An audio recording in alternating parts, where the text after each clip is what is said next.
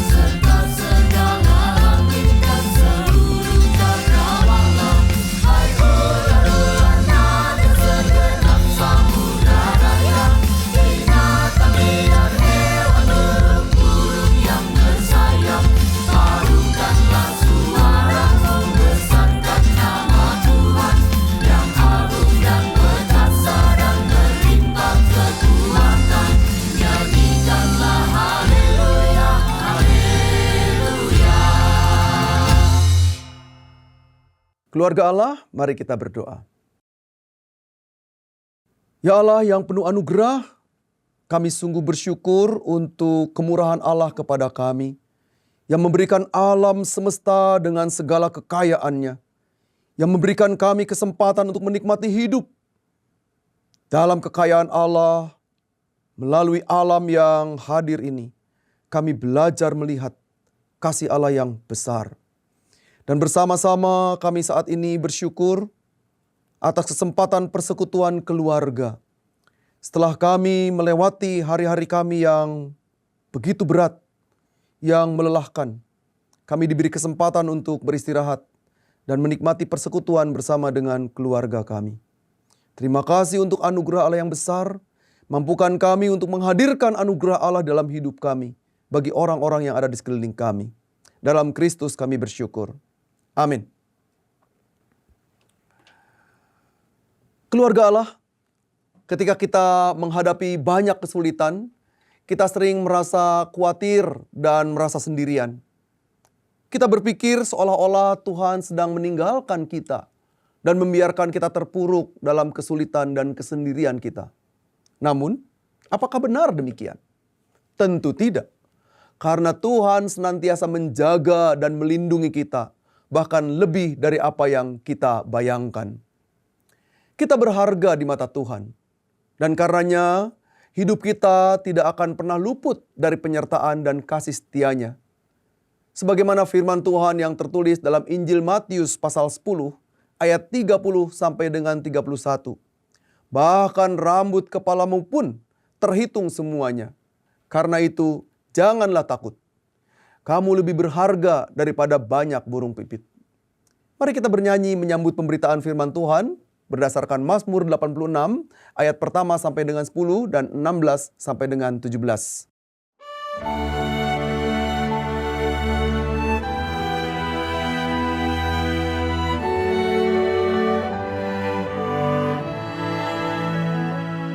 Sendengkanlah telingamu, ya Tuhan. Pasanglah telinga pada doaku, sebab sengsara dan miskin aku. Perhatikanlah permohonanku. Sendengkanlah telingamu, ya Tuhan. Pasanglah telinga pada doaku, sebab sengsara dan miskin aku. Perhatikanlah permohonanku.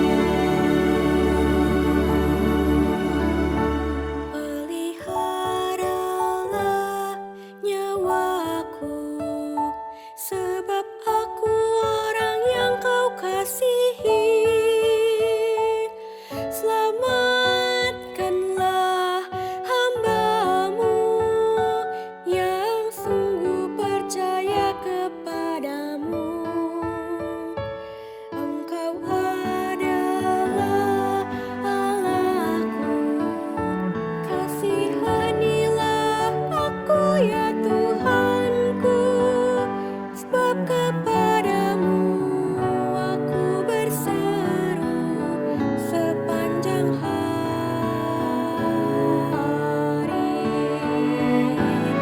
Sendengkanlah telingamu, ya Tuhan. Pasanglah telinga pada doaku, sebab sengsara dan miskin aku.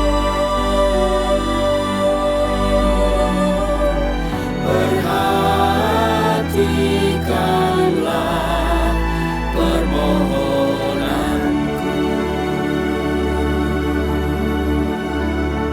Buatlah jiwa hamba-Mu bersukacita, ya Tuhan, sebab padamu-lah Tuhan, kepadamu-lah ku angkat jiwaku. Sebab Engkau, ya Tuhan, sungguh baik dan suka mengampuni, dan berlimpah kasih setia bagi semua orang. Sendengkanlah telingamu, ya Tuhan. Pasanglah telinga pada doaku, sebab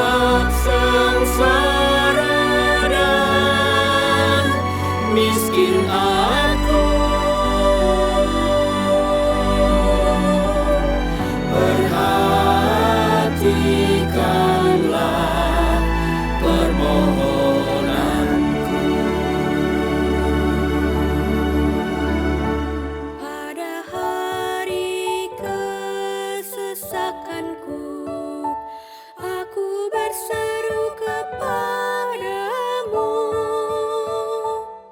sebab Engkau menjawab aku ya Tuhan.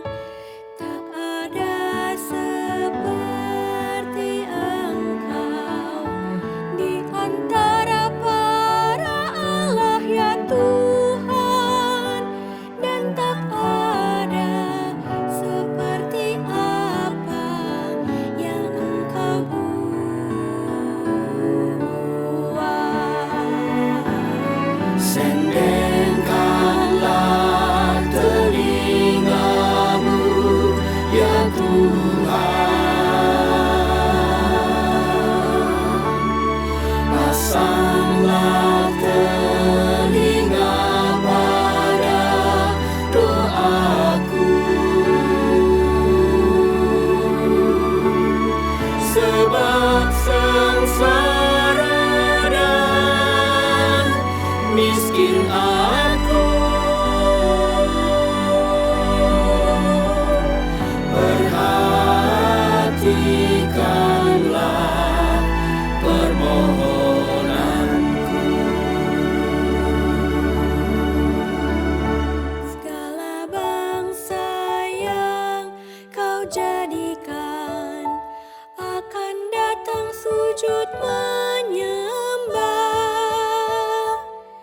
di hadapan-Mu Tuhan, dan akan memuliakan nama-Mu, sebab Engkau besar ya Tuhan, dan melakukan banyak keajaiban. Kau sendiri, hanya Kau saja adalah Tuhan.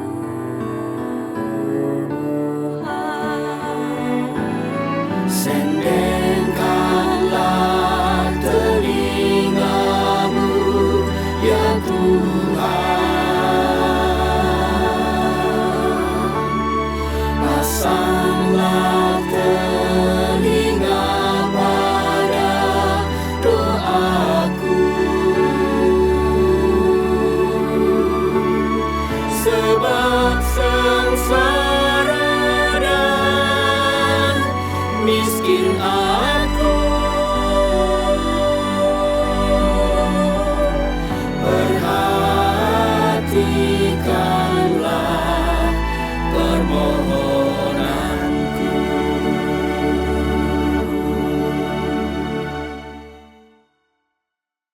Keluarga Allah, mari kita berdoa untuk menyambut firman Tuhan. Bapa Surgawi, kami bersama-sama datang untuk menyiapkan diri, menyambut firman Tuhan. Sebuah kesempatan yang indah bagi kami, merenung dan berefleksi bersama, berlandaskan firman Tuhan. Biarlah ruang hati kami yang sering dipenuhi dengan berbagai persoalan, saat ini kami belajar untuk membukanya dan menyambut karya kasih Allah. Sehingga berita firman yang akan kami dengarkan bersama-sama, kami baca melalui Alkitab, menguatkan kami, menumbuhkan kami untuk terus berjalan di dalam anugerah Allah. Pakai hamba dalam segala kerapuhan, keterbatasan dan kelemahan, supaya apa yang akan dibaca, didengarkan dan direnungkan, menguatkan kami semua. Dalam Kristus kami bersyukur. Amin. Kita akan membaca teks Alkitab kita dalam Injil Matius 10 ayat 24 sampai dengan 39. Dan kita akan menggumulinya dalam sebuah tema tak ditinggalkan dalam sengsara. Injil Matius pasal 10 ayat yang ke-24 sampai dengan 39. Seorang murid tidak lebih daripada gurunya. atau seorang hamba daripada tuannya. Cukuplah bagi seorang murid jika ia menjadi sama seperti gurunya, dan bagi seorang hamba jika ia menjadi sama seperti tuannya. Jika tuan rumah disebut Beelzebul, apalagi seisi rumahnya.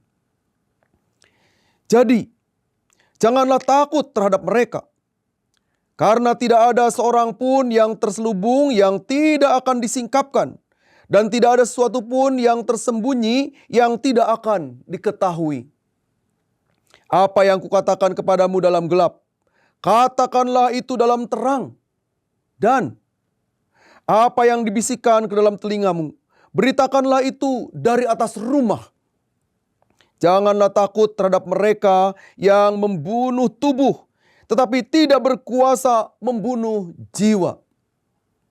Takutlah terutama kepada Dia yang berkuasa membinasakan baik jiwa maupun tubuh di dalam neraka.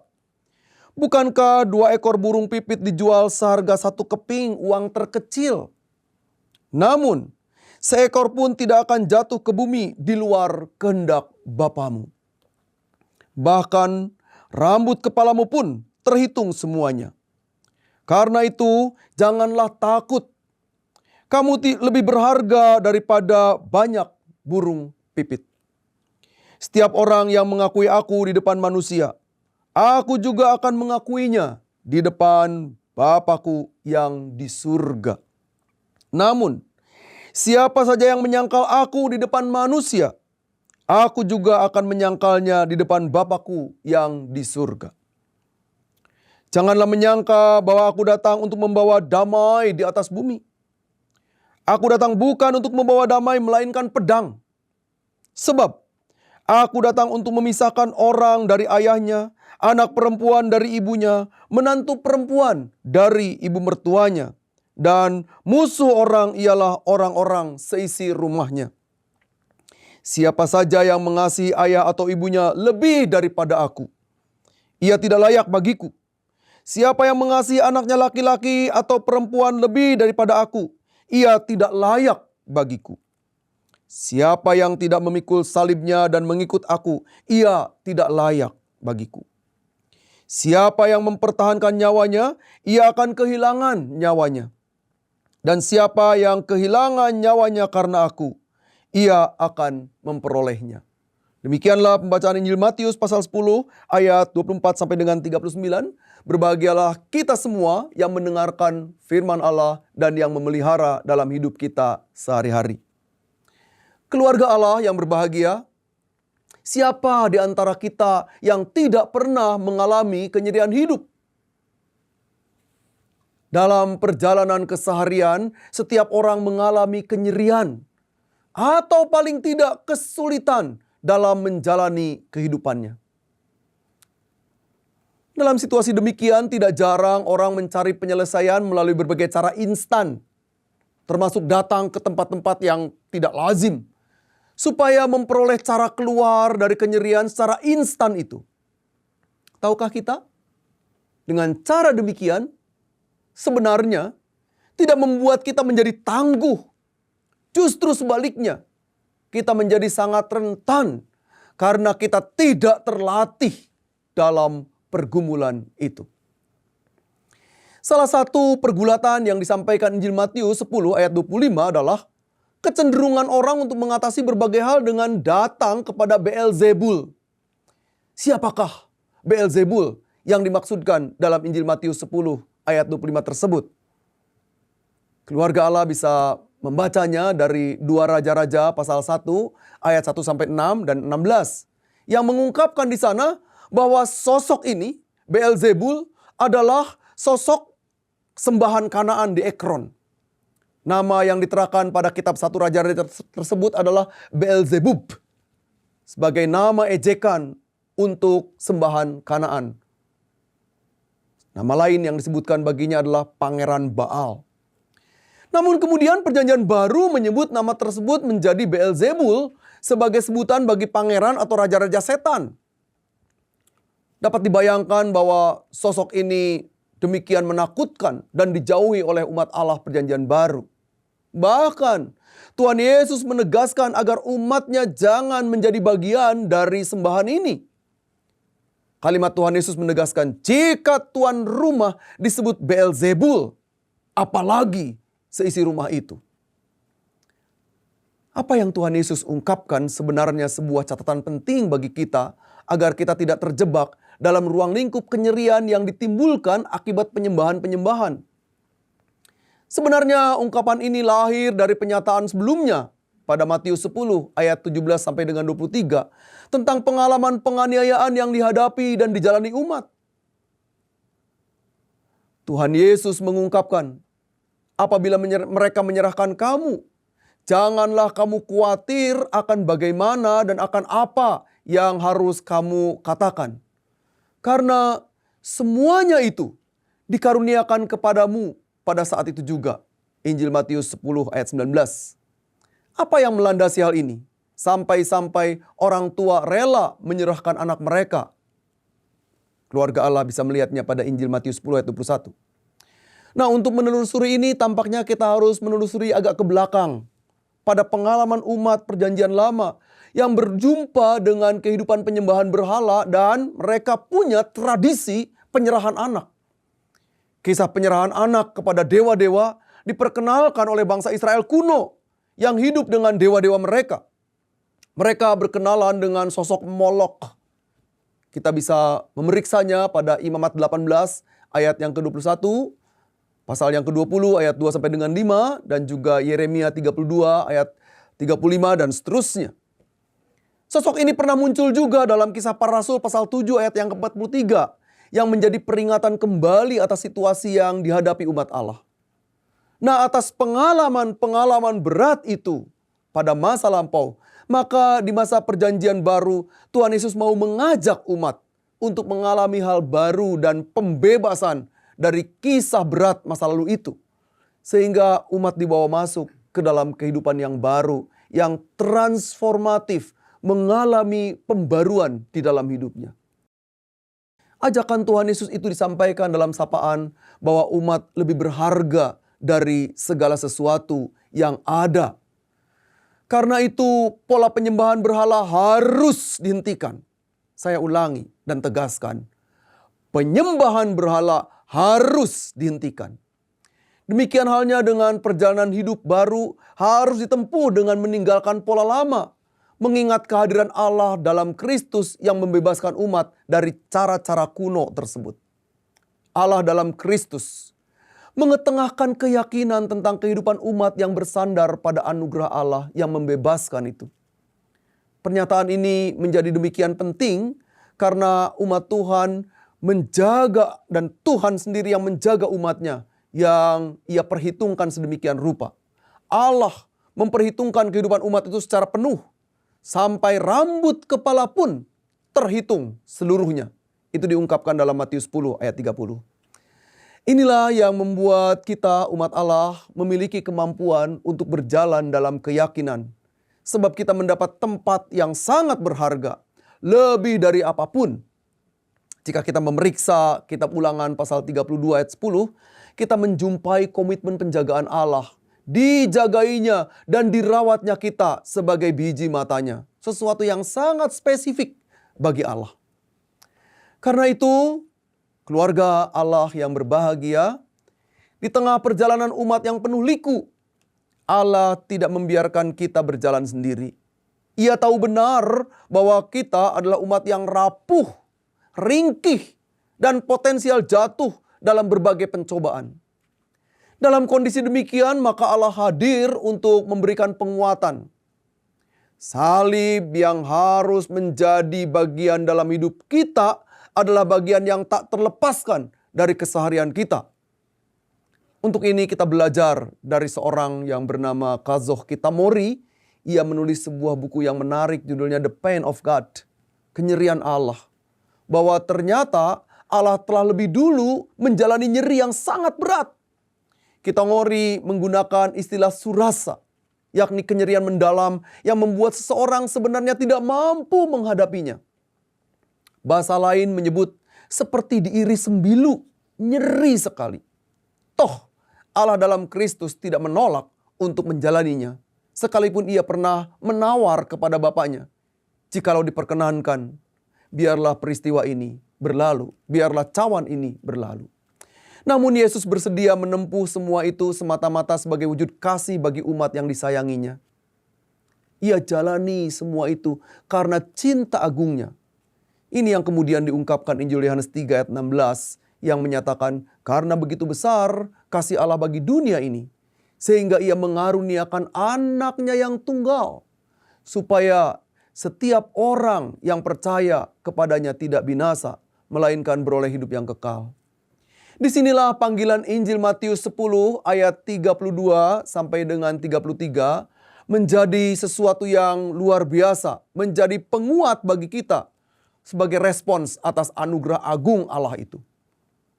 Kita dipanggil untuk menerima dan mengakuinya dalam hidup kita, sehingga kita mengalami kehidupan baru, supaya seluruh hidup kita menjadi hidup yang mempersaksikannya dan bukan menyangkalnya. Keagungan Allah sejatinya mesti tampak dalam seluruh sepak terjang kehidupan kita. Itulah sebabnya kita menyambut anugerah penyertaan Allah yang tidak pernah meninggalkan kita, terutama dalam perjalanan kenyerian kita. Sebab Allah mengetahui dengan pasti bahwa kita ini rentan, kita ini ringkih, kita ini rapuh, dan karenanya kita ditopang oleh anugerah Allah. Sehingga kita memasuki kehidupan berat pun, kita yakin bahwa Allah selalu menyertai kita. Karena itu, keluarga yang berbahagia, keluarga milik Allah, selamat menjalani hidup dalam anugerahnya. Kasih agung Tuhan menyertai kita dalam seluruh perjalanan hidup kita. Amin. Keluarga Allah, kita akan masuki doa syafaat. Bila ada di antara Anda semua, anggota keluarga Allah yang rindu didoakan, silakan menghubungi kami di nomor 0812-8188-9191 atau hubungi website baru YKB di www.ykb-media.org. Tim doa dari YKB dengan senang hati akan mendoakan Anda semua. Kita berdoa. Terima kasih ya Allah untuk sapaan yang indah, yang menolong kami untuk melihat betapa besarnya kasih Allah kepada kami di tengah berbagai impitan hidup, di tengah berbagai persoalan yang kami hadapi. Karena itu jangan biarkan kami larut dalam persoalan kami, tetapi mampukan kami untuk mengalami transformasi, sehingga pergumulan, persoalan, masalah-masalah hidup memampukan kami untuk berjalan di dalam anugerah Allah dan melihat betapa agungnya kasih Allah bagi kami. Sekaligus pada saat yang sama, kami bersama-sama dipanggil untuk menjadi anak-anak Allah, keluarga Allah yang memiliki kemampuan menghadapi berbagai persoalan dengan terus melihat bahwa Allah hadir di dalamnya. Biarlah kami boleh memandang terus-menerus pada kasih dan anugerah Allah. Kami ingin mengingat untuk keluarga Allah di tengah berbagai pergumulan yang dihadapi, karena kondisi kesehatan yang lemah, karena relasi-relasi yang terganggu, karena berbagai persoalan ekonomi di tengah keluarga, dan juga berbagai hal yang lain. Kami bersandar pada Allah, supaya kami dimampukan untuk menghadapi segalanya dengan baik. Terima kasih untuk anugerah yang besar dari Allah. Di dalam Kristus kami bersyukur. Amin. Keluarga Allah, jangan pernah takut dan khawatir akan hari esok, atau apapun juga. Jika kita tetap percaya kepada Tuhan dan mengandalkan Ia dalam setiap langkah kita, Tuhan akan senantiasa menyertai dan tidak akan pernah meninggalkan kita, bahkan dalam sengsara sekalipun. Kita naikkan pujian dari NKB 210, Ku Utus Kau.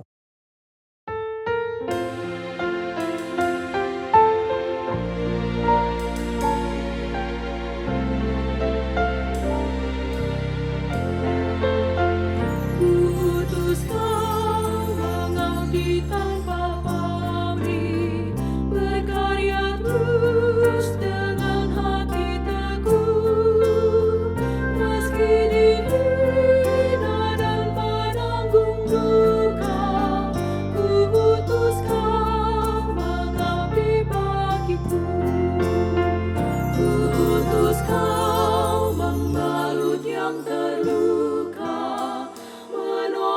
jiwa syarat berkeluh, menanggung susah dan derita dunia. Ku utus kau berkorban bagiku. Ku utus kau tinggalkan ambisimu, padamkanlah segala nafsumu, namun berkaryalah dengan sesama. Ku utus kau bersatulah teguh, karena Bapa mengutusku.